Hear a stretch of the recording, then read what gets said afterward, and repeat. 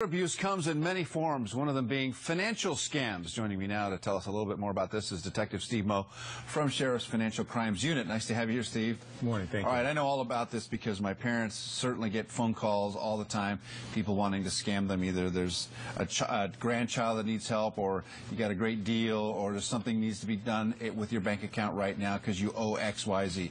Tell me why they're so vulnerable. Well, there's a number of reasons. First of all, frequently seniors have some money. I mean, a lifetime of hard work and care with their money means there's a nest egg that actually amounts to something, maybe more so than their younger counterparts. Some of our elders, as they age, start to have some cognitive decline, even including dementia, which makes them more susceptible to a fast-talking con artist, essentially. And a big find out is that many elders, as they get older, tend to become more isolated. They don't get out of the house as much as they used to. They're not working anymore, and their circle of acquaintances and human contact really starts to shrink, which also makes them very susceptible to, being contacted by an unknown person who is very interested in them. Yeah, so this person will call somebody who's isolated like that and talk to them nicely and say, how you doing? How are things going? Exactly. Tell me about your life. Tell me about your kids. What's going on? And eventually get to the scam, so it's not something that's like directly and obvious, right?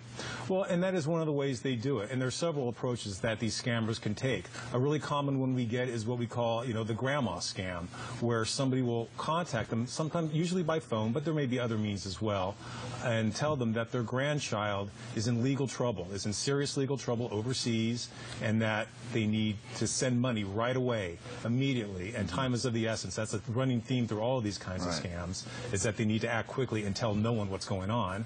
And, so they need to provide this money to help their grandchild with legal expenses, bailing out, and if they don't act quickly, the situation has become much more serious. And they stay on the line with that elder as long as they can, and they get them to transfer the money using difficult-to-trace means, whether it's wiring the money, or very commonly they will instruct them to load up a reloadable debit card, like a Green Dot card, MoneyPack card. We're seeing iTunes cards being a preferred means to do it. And you load up those cards. You withdraw money, load up those cards, and once you give that person on the other line the number and the PIN number, that money is now taken out of those cards, and it's gone. Tracing it is virtually impossible. What should a caregiver be looking for? What kinds of signs? Because this could be very stressful and very difficult for an older person. What about the caregiver? What should they be doing?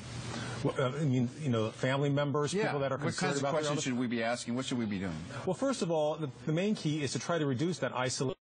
About just simply being there, being somebody that they can talk to about this weird phone call they got, or this strange letter or email that they received and they're not sure what to do. Just simply being there and keeping that line of communication open is key.